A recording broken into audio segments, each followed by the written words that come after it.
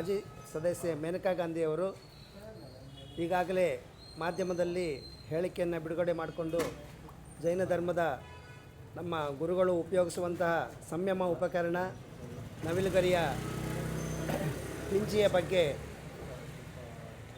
ಅಸಭ್ಯವಾಗಿ ಮಾತುಗಳನ್ನು ಹೇಳ್ತಾ ಬಂದಿದ್ದು ನಮಗೆಲ್ಲರಿಗೂ ಕೂಡ ನೋವಾಗಿದೆ.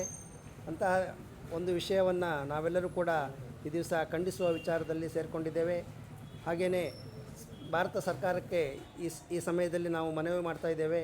ಅವರಿಗೆ ಸರಿಯಾದ ಒಂದು ತಪ್ಪು ತಿಳುವಳಿಕೆಯ ಒಂದು ಅರಿವನ್ನು ಮೂಡಿಸಿ ಅವರಲ್ಲಿ ಅವರು ಕ್ಷಮೆ ಕೇಳಬೇಕು ಅಂತ ಹೇಳಿ ಈ ಸಮಯದಲ್ಲಿ ನಾವೆಲ್ಲರೂ ಕೂಡ ವಿನಂತಿ ಮಾಡ್ತಾ ಇದ್ದೇವೆ.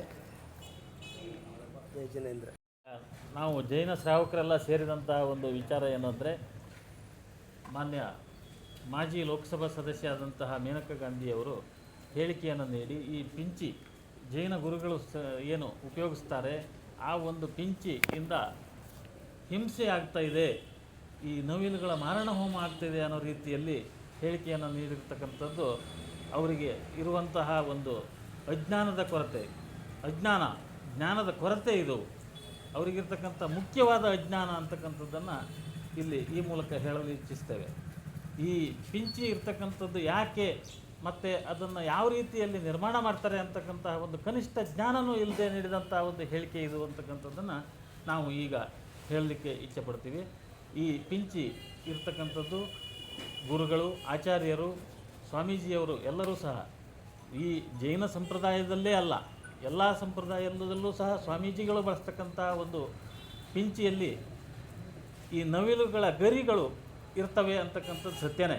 ಆದರೆ ಆ ಗರಿಗಳು ಯಾವ ರೀತಿಯಲ್ಲಿ ಸಂಗ್ರಹ ಮಾಡ್ತಾರೆ, ಆ ಸಂಗ್ರಹ ಮಾಡುವ ಪೂರ್ವದಲ್ಲಿ ಎಲ್ಲಿಂದ ಇರ್ತವೆ, ಅವುಗಳು ನೈಸರ್ಗಿಕವಾಗಿ ಬಿದ್ದು ಹೋಗ್ತಕ್ಕಂತಹ ಇವುಗಳನ್ನೇ ಬಳಸಿ ಮಾಡ್ತಕ್ಕಂತಹ ಒಂದು ಪಿಂಚಿ ಇಲ್ಲದೆ ಈ ಆಚಾರ್ಯರು, ಗುರುಗಳು ಅಥವಾ ಸ್ವಾಮೀಜಿಯವರು ಇಷ್ಟು ಮಾರು ದೂರನೂ ಸಹ ನಡ್ಕೊಂಡು ಹೋಗಬಾರ್ದು ಅಂತಕ್ಕಂಥದ್ದು.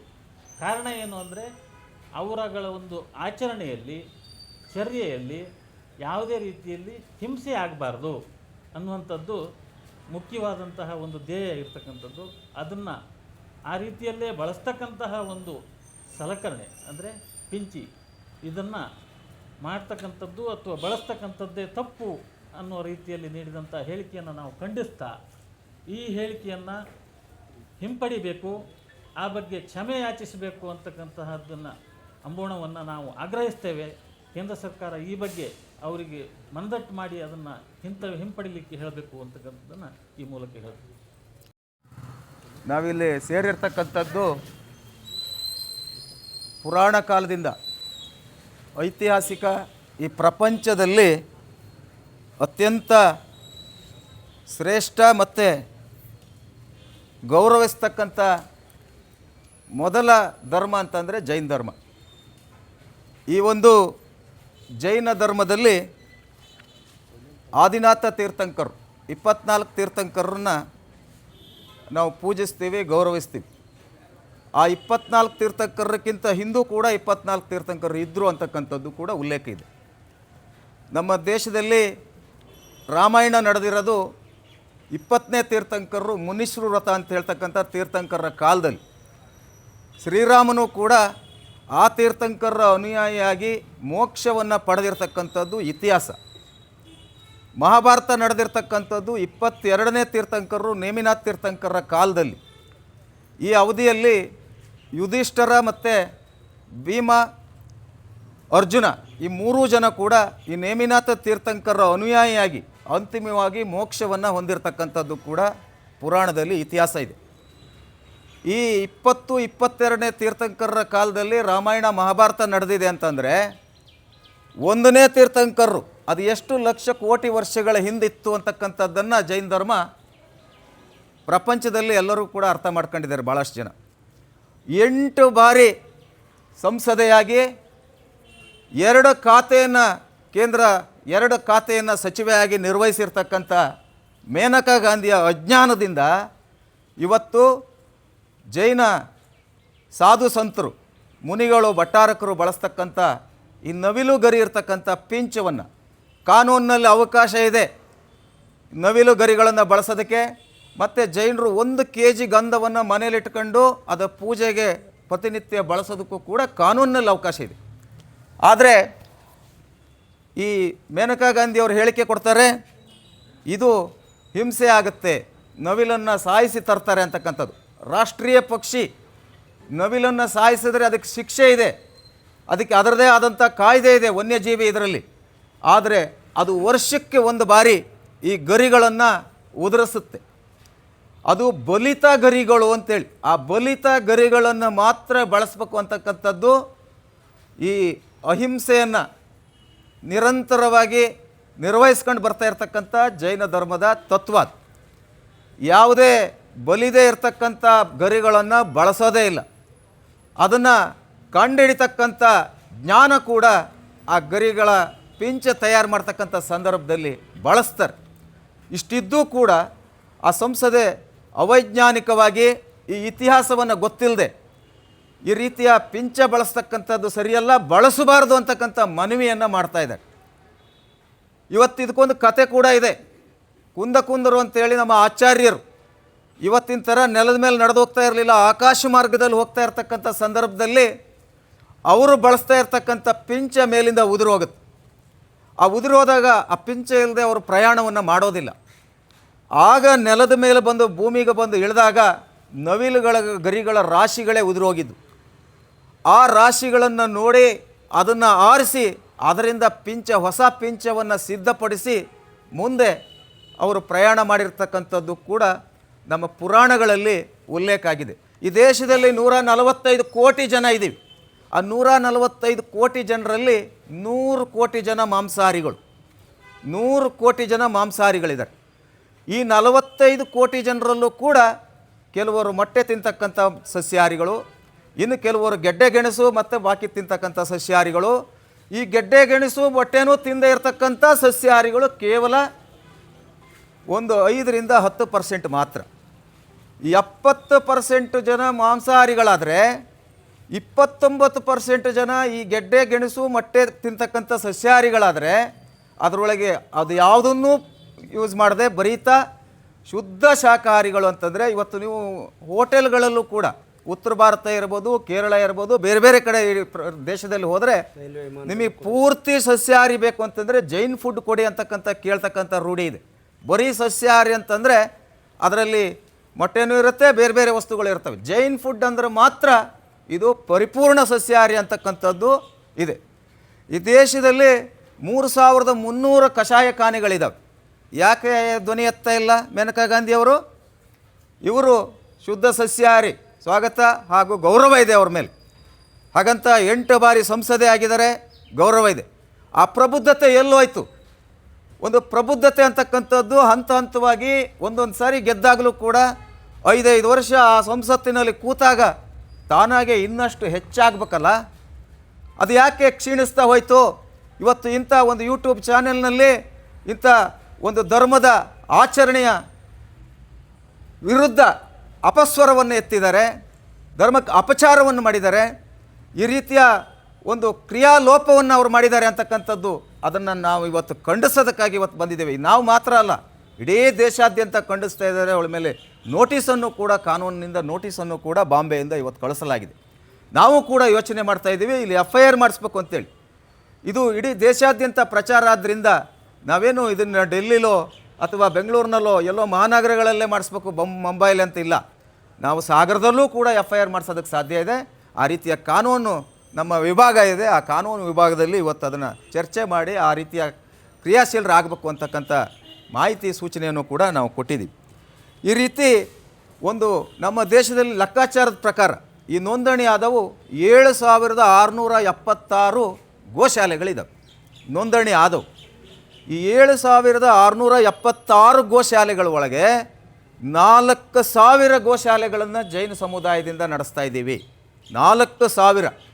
ಯೋಚನೆ ಮಾಡಿ, ಇವತ್ತು ಅಹಿಂಸೆ ಅಂತಕ್ಕಂಥದ್ದು, ಪ್ರಾಣಿ ಪ್ರಿಯ ಅಂತಕ್ಕಂಥದ್ದು ಕೇವಲ ಮೇನಕಾ ಗಾಂಧಿಗೆ ಮಾತ್ರ ಅಲ್ಲ. ಮೇನಕಾ ಗಾಂಧಿದು ಏನೂ ಅಲ್ಲ ಆ ಲೆಕ್ಕದಲ್ಲಿ ಹೋದರೆ. ಇವಳು ಹುಟ್ಟೋದಕ್ಕಿಂತ ಮೊದಲೇ ಬೇಕಾದಷ್ಟು ಎಷ್ಟೋ ಲಕ್ಷಾಂತರ ಕೋಟಿ ವರ್ಷಗಳ ಹಿಂದಿಂದ ಈ ಪ್ರಾಣಿಗಳ ಮೇಲೆ ದಯೆ, ಪ್ರೀತಿ, ವಿಶ್ವಾಸ ನೈಜ ವಿಶ್ವಾಸವನ್ನು ನೈಜ ಒಂದು ಈ ಪ್ರಾಣಿಗಳ ದಯೆಯನ್ನು ರೂಢಿಸ್ಕೊಂಡು ಬಂದಿದ್ದರೆ ಅದು ಜೈನ ಸಮುದಾಯ ಅಂತಕ್ಕಂಥದ್ದನ್ನು ಅವಳಿಗೆ ನೆನಪು ಮಾಡಬೇಕಾಗಿದೆ. ಆ ಒಂದು ಸೋನಿಯಾ ಗಾಂಧಿ ಅವ್ರಿಗೆ ನಾವು ನೆನಪು ಮಾಡಬೇಕಾಗಿದೆ. ನಾವು ಅವರ ಶುದ್ಧ ಸಸ್ಯ ಮೇನಕಾ ಗಾಂಧಿ ಅವರಿಗೆ ನೆನಪು ಮಾಡಬೇಕಾಗಿದೆ. ಆ ರೀತಿ ಮೇನಕಾ ಗಾಂಧಿಯವರು ಈ ತಪ್ಪು ಸಂದೇಶವನ್ನು ಇಡೀ ದೇಶಕ್ಕೆ ಪ್ರಪಂಚಕ್ಕೆ ನೀಡೋದ್ರ ಮೂಲಕ ಅವರು ಸಣ್ಣವರಾಗಿದ್ದಾರೆ. ಅವರ ಸಂಕುಚಿತ ಬುದ್ಧಿ ಇವತ್ತು ಇಡೀ ಪ್ರಪಂಚಕ್ಕೆ ಗೊತ್ತಾಗ್ತಾ ಇದೆ. ಯಾಕೆಂದರೆ ಪ್ರಪಂಚ ನಂಬ್ತಾ ಇಲ್ಲ. ಪ್ರಪಂಚಕ್ಕೆ ಜೈನ ಸಮುದಾಯ ಅಂದ್ರೇನು, ಇವರು ಎಷ್ಟು ಪರಮ ಅಹಿಂಸಾ ತತ್ವವನ್ನು ಅಳವಡಿಸ್ಕೊಂಡಿದ್ದಾರೆ ಅಂತಕ್ಕಂಥದ್ದು ಇಡೀ ಪ್ರಪಂಚಕ್ಕೆ ಗೊತ್ತಿದೆ. ಆದರೆ ಅಂಥದ್ರಲ್ಲಿ ಇವಳು ಇಂಥ ಹೇಳಿಕೆ ನೀಡೋದ್ರ ಮೂಲಕ ಇವರು ನಗೆಪಾಟ್ಲಿ ಒಳಗಾಗಿದ್ದಾರೆ. ಮೇನಕಾ ಗಾಂಧಿಯವರು ಅವರು ಬೇಸರತ್ತಾಗಿ ಕ್ಷಮೆ ಯಾಚಿಸೋದ್ರ ಮೂಲಕ ಈ ಒಂದು ಹೇಳಿಕೆಯನ್ನು ಕ್ಷಮೆ ಯಾಚಿಸೋದ್ರ ಮೂಲಕ ಇಲ್ಲಿಗೆ ಮುಗಿಸ್ಬೇಕು. ಇಲ್ಲದೆ ಹೋದರೆ ಈ ಕಾನೂನು ಪ್ರಕಾರ ನಾವು ಕ್ರಮ ಕೈಗೊಳ್ಳೋಕೆ ಒತ್ತಾಯ ಮಾಡ್ತೀವಿ. ಜೊತೆಗೆ ಪ್ರಧಾನಮಂತ್ರಿಯವರು ಈ ಕುರಿತು ತಕ್ಷಣ ಕ್ರಮ ವಹಿಸಬೇಕು. ಜೊತೆಗೆ ಅವಳನ್ನು ಆ BJP ಪಕ್ಷದಿಂದ ಉಚ್ಚಾಟನೆ ಮಾಡಬೇಕು ಅಂತಕ್ಕಂಥ ಒತ್ತಾಯವನ್ನು ಕೂಡ ಮಾಡ್ತಾಯಿದ್ದೀವಿ. ಹಾಗಂತ ನಾನು ಹೇಳಿರ್ತಕ್ಕಂಥದ್ದು ನೋಂದಾಯಿತ ಗೋಶಾಲೆಗಳು. ಅದೇ ನೋಂದಾಯಿತ ಅಲ್ಲದೇ ಇರತಕ್ಕಂಥವೆಲ್ಲವೂ ಲೆಕ್ಕ ಹಾಕಿದ್ರೆ 16,000 ಗೋಶಾಲೆಗಳು ಈ ದೇಶದಲ್ಲಿದೆ. 16,000 ಗೋಶಾಲೆ ಒಳಗೆ 12,000 ಗೋಶಾಲೆಗಳು ಜೈನ ಸಮುದಾಯದವು ಇದ್ದಾವೆ. 12,000 ಗೋಶಾಲೆಗಳು ಎಷ್ಟು ಪರ್ಸೆಂಟು ಸ್ವಾಮಿ? ಎಷ್ಟು ವರ್ಷದಿಂದ ಮಾಡ್ತಾಯಿದ್ದೀವಿ. ಆದರೂ ಕೂಡ ಇವರು ನಮಗೆ ಹಿಂಸೆಯ ಪಾಠ ಮಾಡೋದಕ್ಕೆ ಬರ್ತಾರೆ. ಅಹಿಂಸೆಯ ತತ್ವವನ್ನು ಅಳವಡಿಸ್ಕೊಂಡಂಥವರಿಗೆ ನಮಗೆ ಇದು ಹಿಂಸೆ ಅಂತಕ್ಕಂಥದ್ದನ್ನು ನವಿಲುಗರಿ ಬಳಕೆ ಬಗ್ಗೆ ಹೇಳಕ್ಕೆ ಬರ್ತಾರೆ. ನವಿಲುಗರಿ ಬಳಕೆಗೆ ಕಾನೂನಿನಲ್ಲಿ ಅವಕಾಶವೂ ಇದೆ. ಜೊತೆಗೆ ಅದನ್ನು ಬಳಸೋದು ಯಾತಕ್ಕೆ ಅಂತಂದರೆ ಸಣ್ಣ ಜೀವಿನೂ ಕೂಡ ಆ ಪಾದದ ಕೆಳಗೆ ಸಿಕ್ಕಿ ಸಾಯಬಾರ್ದು, ಆ ಸಣ್ಣ ಜೀವಿಗೂ ಕೂಡ ಹಿಂಸೆ ಆಗಬಾರ್ದು ಅಂಥೇಳಿ ಆ ಮೃದುವಾದ ನವಿಲುಗರಿ ಮೂಲಕ ಅದನ್ನು ಸರಿಸಿ ಮುಂದೆ ಸಾಗಬೇಕು ಅಂತಕ್ಕಂಥದ್ದು ಈ ಪರಮ ಅಹಿಂಸೆಯ ತತ್ವ. ಇದು ಅದನ್ನೇನು ಹಿಡ್ಕೊಂಡು ಯಾರು ಡ್ಯಾನ್ಸ್ ಮಾಡೋದಿಲ್ಲ ಅಥವಾ ಪ್ರದರ್ಶನ ಮಾಡ್ತಾ ಹೋಗೋದಲ್ಲ. ಅದರ ಮೂಲಕ ಜೀವಿಗಳಿಗೆ ಹಿಂಸೆ ಆಗಬಾರ್ದು ಅಂತಕ್ಕಂಥ ಸದುದ್ದೇಶದಿಂದ ಬಳಸ್ತಾ ಇದ್ದರೆ ಇವರು ಅದನ್ನು ಬಳಸಬಾರ್ದು ಅಂತಕ್ಕಂಥ ಈ ರೀತಿಯ ಮನವಿ ಮಾಡ್ತಾ ಇರ್ತಕ್ಕಂಥದ್ದು, ಅದರ ಬಗ್ಗೆ ಅಪಸ್ವರ ಎತ್ತಿರ್ತಕ್ಕಂಥದ್ದು ತೀವ್ರ ಖಂಡನೀಯ ಅಂತೇಳಿ ಹೇಳೋದ್ರ ಮೂಲಕ ಈ ರೀತಿ ಯಾವುದೇ ಕಾರಣಕ್ಕೂ ಇಂಥ ಹೇಳಿಕೆಗಳು ಯಾರಿಂದನೂ ಮರುಕಳಿಸಬಾರ್ದು. ಇವರು ಈ ಥರ ಮಾಡ್ತಕ್ಕಂಥದ್ದು ತೀವ್ರ ಖಂಡನೀಯ ಅಂತ ಹೇಳಿ ಖಂಡಿಸ್ತಾ ಈ ಒಂದು ಮನವಿಯನ್ನು ನಾವು ಇವತ್ತು AC ಅವರಿಗೆ ಕೊಡ್ತೀವಿ. ಜ್ಯೋತಿಯವರೊಂದು ಎರಡು ನಮ್ಮ ದಿಗಂಬರ ಸಮಾಜದ ಅಧ್ಯಕ್ಷರು ತಮಗೆ ಸಮಗ್ರ ಮಾಹಿತಿಯನ್ನು ನೀಡಿದ್ದಾರೆ. ನಾನು ಅದನ್ನು ಮತ್ತೆ ಹೇಳೋದಿಲ್ಲ. ಆದರೆ ದಿಗಂಬರ ಮುನಿಗಳು ನಮ್ಮ ಜೈನರ ಪರಮ ಗುರುಗಳವರು. ಕೇವಲ ನೀವು ನಗ್ನತ್ವವನ್ನು ಮಾತ್ರ ಸಮಾಜ ನೋಡಿರುತ್ತೆ, ಅದರ ಹಿಂದೆ ಇರುವಂಥ ಅವರ ಸಾಧನೆ ಗೊತ್ತಿರೋದಿಲ್ಲ. ಅವರ ಸಂಯಮ, ಅವರ ತಪಸ್ಸು, ಅವರ ಕಠಿಣ ವ್ರತಗಳು ಅತ್ಯಂತ ಯಾರಿಗೂ ಕೂಡ ಪಾಲನೆ ಮಾಡಲಿಕ್ಕೆ ಸಾಧ್ಯ ಇಲ್ಲ. ಅಂಥ ಒಂದು ವ್ರತಗಳನ್ನು ಅವರು ಪಾಲನೆ ಮಾಡ್ತಾರೆ. ಬಹುಶಃ ಅವರು ತುಂಬ ವಿದ್ಯಾವಂತರು, ಕೋಟ್ಯಾಧೀಶರು. ಆದರೂ ಕೂಡ ಅವೆಲ್ಲ ಕೂಡ ಕ್ಷಣಿಕ. ಲೌಕಿಕವಾಗಿ ನಾವೇನೇ ಮಾಡಿದ್ರು ಕ್ಷಣಿಕವಾದದ್ದು. ಆತ್ಮ ಸಾಧನೆಯನ್ನು ಮಾಡಬೇಕು ಅನ್ನೋ ದೃಷ್ಟಿಯಿಂದ ಅವರು ದಿಗಂಬರತ್ವವನ್ನು ಅವರು ಧರಿಸಿರ್ತಾರೆ. ಅದರ ಮುಖಾಂತರ ದೇಶಕ್ಕೆ ಶಾಂತಿ, ಅಹಿಂಸೆ, ಮೈತ್ರಿಯನ್ನು ಸಾಧಿಸ್ತಾ ಇದ್ದಾರೆ, ಪ್ರಭಾವನೆಯನ್ನು ಮಾಡ್ತಾ ಇದ್ದಾರೆ, ಪ್ರಚಾರವನ್ನು ಮಾಡ್ತಾ ಇದ್ದಾರೆ.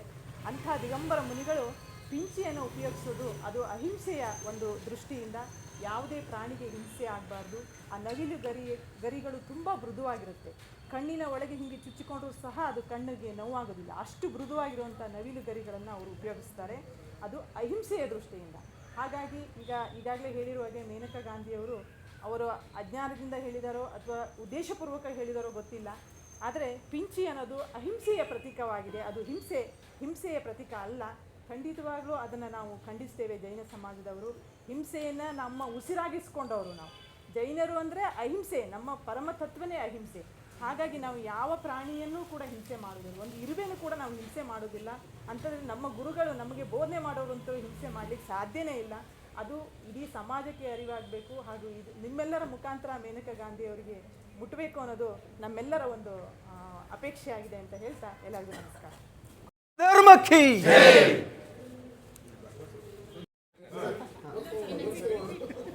ಬೇಕೇ ಬೇಕು, ಬೇಕೇ ಬೇಕು, ಅಹಿಂಸಾ ಪರಮೋ ಧರ್ಮಕ್ಕೆ, ಅಹಿಂಸಾ ಪರಮೋ ಧರ್ಮಕ್ಕೆ.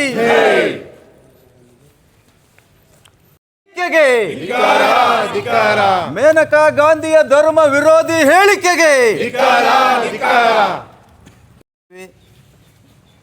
ಶ್ರೀ ನರೇಂದ್ರ ಮೋದಿಯವರು ಘನವೆತ್ತ ಪ್ರಧಾನಮಂತ್ರಿಗಳು ಭಾರತ ಸರ್ಕಾರ ನವದೆಹಲಿ ಪರಮಹಿಂಸಾ ಧರ್ಮವಾಗಿರುವ ದಿಗಂಬರ ಜೈನ ಮುನಿಗಳ ಭಟ್ಟಾರಕರುಗಳ ಆಚಾರ ವಿಚಾರ ಕುರಿತು ಶ್ರೀಮತಿ ಮೇನಕಾ ಗಾಂಧಿಯವರ ವಿರುದ್ಧ ಕಾನೂನು ಕ್ರಮಕ್ಕೆ ಮನವಿ. ಉಪವಿಭಾಗಾಧಿಕಾರಿಗಳ ಕಚೇರಿ ಮೂಲಕ ಸರ್ಕಾರಕ್ಕೆ ಮನವಿ. ಪ್ರಬುದ್ಧ ರಾಜಕಾರಣಿ ಎನಿಸಿಕೊಂಡಿರುವ ಮಾಜಿ ಸಂಸದೆ, ಮಾಜಿ ಕೇಂದ್ರ ಮಂತ್ರಿ ಶ್ರೀಮತಿ ಮೇನಕಾ ಗಾಂಧಿಯವರಿಂದ ಅಪ್ರಬುದ್ಧ ಹಾಗೂ ಜೈನ ಸಾಧು ಸಂತರ ಆಚರಣೆ ವಿರುದ್ಧ ಹೇಳಿಕೆ, ಅಭಿಪ್ರಾಯ ವ್ಯಕ್ತಪಡಿಸಿರುವುದನ್ನು ಸಮಸ್ತ ಜೈನ ಸಮುದಾಯ ಖಂಡಿಸಿದೆ. ಪ್ರಪಂಚವೇ ಗೌರವಿಸುವಂಥ ಶುದ್ಧ ಸಸ್ಯಾಹಾರಿ ಜೀವನದ ಜೊತೆಗೆ ಅಹಿಂಸಾ ತತ್ವ ಅಳವಡಿಸಿಕೊಂಡು ಜೀವಿಸಲು ಬಿಡು ಎಂಬ ಭಗವಾನ್ ತೀರ್ಥಂಕರರ ವಾಣಿಯನ್ನು ಅನುಸರಿಸುತ್ತಿರುವ ಜೈನ ಸಮುದಾಯದ ಆಚಾರ ವಿಚಾರಗಳ ವಿರುದ್ಧ ಅಪಸ್ವರ ಎತ್ತುವ ಮೂಲಕ ವಿನಾಕಾರಣ ಜೈನ ಸಮುದಾಯದ ಮೇಲೆ ಆಕ್ರಮಣಕ್ಕೆ ಮುಂದಾಗಿರುವ ಶ್ರೀಮತಿ ಮೇನಕಾ ಗಾಂಧಿಯವರ ವಿರುದ್ಧ ಕಾನೂನು ಕ್ರಮ ಜರುಗಿಸಬೇಕೆಂದು ಭಾರತೀಯ ಸಂವಿಧಾನದಲ್ಲಿರುವ ಧಾರ್ಮಿಕ ಸ್ವಾತಂತ್ರ್ಯಕ್ಕೆ ಧಕ್ಕೆಯಾಗುವಂಥ ಹಾಗೂ ಜೈನ ಸಮುದಾಯದ ಶ್ರದ್ಧಾಭಕ್ತಿಯ ಭಾವನೆಗೆ ಧಕ್ಕೆ ತರುವಂಥ ಅನಗತ್ಯ ಅಭಿಪ್ರಾಯ ಯೂಟ್ಯೂಬ್ ಚಾನೆಲ್ ಒಂದರಲ್ಲಿ ನೀಡಿದ ಸಂದರ್ಶನದಲ್ಲಿ ದಾಖಲಿಸಿಕೊಂಡಿರುವ ಪುರಾತನ ಸಂಸ್ಕೃತಿ ಸಂಸ್ಕಾರಗಳ ಕುರಿತು ಅಪಸ್ವರ ಎತ್ತಿರುವುದು ಹಿರಿಯ ರಾಜಕಾರಣಿ 8 ಬಾರಿ ಲೋಕಸಭೆಗೆ ಆಯ್ಕೆಯಾಗಿರುವ ಶ್ರೀಮತಿ ಮೇನಕಾ ಗಾಂಧಿಯವರ ಜೈನ ಧರ್ಮ ಎಂದೇ ಪ್ರಚಲಿತವಾಗಿರುವ ಜೈನ ಧರ್ಮ ಭಾರತದ ಮೂಲ ಧರ್ಮ ಎಂದು ಕರೆಯಲ್ಪಡುವ ಜೊತೆಗೆ ಬಹುಸಂಖ್ಯಾತರಾಗಿದ್ದ ಜೈನರು ಪ್ರಸ್ತುತ ವಿವಿಧ ಧರ್ಮಗಳ ಆಚರಣೆ ಹೊಂದಿರುವ ರಾಜರುಗಳ ಆಕ್ರಮಣ, ದೌರ್ಜನ್ಯ, ಮತಾಂತರಗಳ ಪರಿಣಾಮ ಅಲ್ಪಸಂಖ್ಯಾತರಾಗಿಯೂ ಬಹುಸಂಖ್ಯಾತರುಗಳೊಂದಿಗೆ ಅತ್ಯಂತ ಸೌಹಾರ್ದಯುತವಾಗಿ ಜೈನ ಧರ್ಮಾಚರಣೆಯ ಮಹತ್ವವನ್ನು ಸಾರುತ್ತಲೇ ಜೀವಿಸುತ್ತಿರುವ ಜೈನರ ಕುರಿತು ಶುದ್ಧ ಸಸ್ಯಾಹಾರಿಗಳಾಗಿರುವ ಶ್ರೀಮತಿ ಮೇನಕಾ ಗಾಂಧಿಯವರಿಗೆ ಏಕೆ ಇಂತಹ ವ್ಯತಿರಿಕ್ತ ಅಭಿಪ್ರಾಯ ಎಂಬುದು ಯಕ್ಷಪ್ರಶ್ನೆಯಾಗಿದೆ. ಜೈನ ಗುರುಗಳು ದಿಗಂಬರ ಮುನಿ ತನ್ನ ಮೈಮೇಲಿನ ಸುಂದರ ನವಿಲುಗರಿಗಳನ್ನು ಸಹಜವಾಗಿ ಉದುರಿಸಿಕೊಳ್ಳುತ್ತದೆ. ಹೀಗೆ ಭೂಮಿಗೆ ಉದುರಿ ಬಿದ್ದಿರುವ ನವಿಲುಗರಿಗಳ ಸಂಗ್ರಹಿಸಿ ಪಿಂಚ ರೂಪದಲ್ಲಿ ಸೃಷ್ಟಿಸಿದ ಪಿಂಚದ ಸಹಾಯದಿಂದ ಸಣ್ಣ ಅತಿ ಸಣ್ಣ ಜೀವಿಗಳು ಮುನಿಗಳು ವಿಹಾರ ಮಾಡುವಾಗ ಪಾದದಡಿ ಸಿಲುಕಿ ಜೀವಹಿಂಸೆಯಾಗಬಾರದು ಎಂಬ ಉದ್ದೇಶದಿಂದ ಮೃದುವಾದ ನವಿಲುಗರ ಪಿಂಚವ ಸಹಾಯದಿಂದ ಸರಿಸಿಕೊಂಡು ಮುಂದೆ ಸಾಗುವಂಥ ಪರಮ ಅಹಿಂಸೆ ಆಚರಣೆಯನ್ನು ಗೌರವಿಸುವ ಬದಲಿಗೆ ಅಪಸ್ವರ ಎತ್ತಿರುವುದು ಮಹಾನ್ ಮೇಧಾವಿ ಎನಿಸಿಕೊಂಡಿರುವ ಅಜ್ಞಾನದ ಸೂಚಕವಾಗಿದೆ. ಭಗವಾನ್ ಆದಿನಾಥ ತೀರ್ಥಂಕರರ ಕಾಲದಿಂದ ಬಳಕೆಯಲ್ಲಿರುವ ಜೈನ ಗುರುಗಳ ಆಚಾರ ವಿಚಾರಗಳಲ್ಲಿ ಒಂದಾಗಿರುವ ನವಿಲುಗರಿಗಳ ಪಿಂಚ ಬಳಕೆ ಪವಿತ್ರ ಕ್ರಿಯೆಯಾಗಿದೆ. ರಾಮಾಯಣ ನಡೆದಿರುವುದು ತ್ರೇತಾಯುಗದಲ್ಲಿ 20ನೇ ತೀರ್ಥಂಕರರ ಮುನಿಶ್ರುತ ಸ್ವಾಮಿಯ ಅವಧಿಯಲ್ಲಿ. ಶ್ರೀರಾಮನು ಭಗವಾನ್ ಮುನಿಶ್ರುತ ತೀರ್ಥಂಕರರ ಅನುಯಾಯಿಯಾಗಿ ಅಹಿಂಸಾ ತತ್ವ ಅಳವಡಿಸಿಕೊಂಡು ಮೋಕ್ಷ ಪಡೆಯುತ್ತಾನೆ ಎಂಬ ಉಲ್ಲೇಖ ಪುರಾಣಗಳಲ್ಲಿ ದಾಖಲಾಗಿದೆ. ಮಹಾಭಾರತ ನಡೆದಿರುವುದು 22ನೇ ತೀರ್ಥಂಕರರಾದ ನೇಮಿನಾಥ ಸ್ವಾಮಿಯ ಅವಧಿಯಲ್ಲಿ. ಕುರುಕ್ಷೇತ್ರ ಜರುಗಿ ಅಂತಿಮವಾಗಿ ಯುಧಿಷ್ಠರ, ಭೀಮ, ಅರ್ಜುನರವರು ಜೈನ ಧರ್ಮದ ಅನುಯಾಯಿಯಾಗಿ ಭಗವಾನ್ ನೇಮಿ ತೀರ್ಥಂಕರರ ಅನುಯಾಯಿಗಳಾಗಿ ಅಹಿಂಸಾ ತತ್ವವನ್ನು ಅನುಸರಿಸಿ ಮೋಕ್ಷ ಪಡೆಯುತ್ತಾರೆ ಎಂಬ ಕುರಿತು ಪುರಾಣಗಳಲ್ಲಿ ದಾಖಲಿರುವಾಗ ಪ್ರಥಮ ತೀರ್ಥಂಕರರು ಆದಿನಾಥ ಸ್ವಾಮಿ ಅವಧಿ ಅದೆಷ್ಟು ಲಕ್ಷ ಕೋಟಿ ವರ್ಷಗಳ ಪೂರ್ವದಲ್ಲಿ ಜೈನ ಧರ್ಮ ಉಚ್ಚ ಸ್ಥಿತಿಯಲ್ಲಿ ಇತ್ತು. ಅಂದಿನಿಂದ ಮುನಿಗಳು ಪಿಂಚ ಬಳಕೆ ಪದ್ಧತಿ, ಸಂಪ್ರದಾಯ, ಕ್ರಿಯೆಗಳ ಅನುಸರಿಸುತ್ತಿದ್ದರು ಎಂಬ ಕುರಿತು ಶ್ರೀಮತಿ ಮೇನಕಾ ಗಾಂಧಿಯವರು ಅರಿತುಕೊಳ್ಳಬೇಕು. ಅವರು ತಕ್ಷಣ ಜೈನ ಧರ್ಮ ಆಚರಣಾ ಕ್ರಿಯೆಗಳ ವಿರುದ್ಧ ನೀಡಿದ ಹೇಳಿಕೆ, ಅಭಿಪ್ರಾಯಗಳ ಕುರಿತು ಕ್ಷಮೆಯಾಚಿಸಬೇಕು ಎಂದು ಆಗ್ರಹಿಸುತ್ತೇವೆ.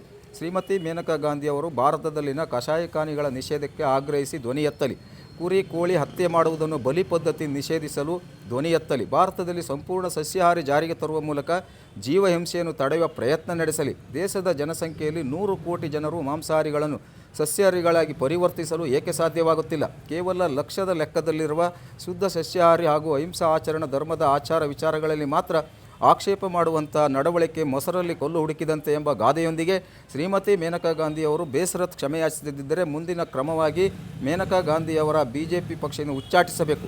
ಧಾರ್ಮಿಕ ಸ್ವಾತಂತ್ರ್ಯಕ್ಕೆ ಧಕ್ಕೆ ತರುವಂಥ ಅಭಿಪ್ರಾಯ ವ್ಯಕ್ತಪಡಿಸಿದ ಕಾರಣ ಕಾನೂನು ಕ್ರಮ ಜರುಗಿಸಬೇಕೆಂದು ಮನವಿ ಮಾಡುತ್ತೇನೆ. ಸಾಗರ ತಾಲೂಕಿನ ಜೈನ ಸಮುದಾಯದ ವಿವಿಧ ಸಂಘಟನೆಗಳು ಹಾಗೂ ಸಮಸ್ತ ಜೈನ ಸಮುದಾಯದವರು ಸಂಘಟಿತ ಪ್ರತಿಭಟನೆಯ ಮೂಲಕ ಈ ಮನವಿ ಸಲ್ಲಿಸುತ್ತಿದ್ದೇವೆ.